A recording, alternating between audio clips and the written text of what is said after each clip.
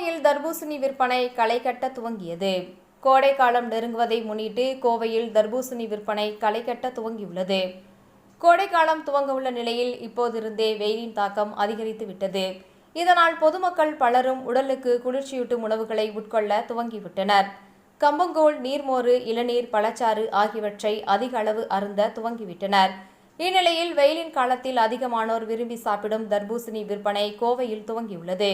இந்த பழத்தில் நீர்ச்சத்துகள் அதிகம் உள்ளதால் சிறியவர்கள் முதல் பெரியவர்கள் வரை அனைவரும் உட்கொள்வர்.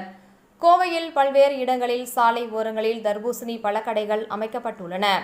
பலரும் தர்பூசணி பழங்களையும் தர்பூசணி பழச்சாற்றையும் விரும்பி உட்கொள்கின்றனர்.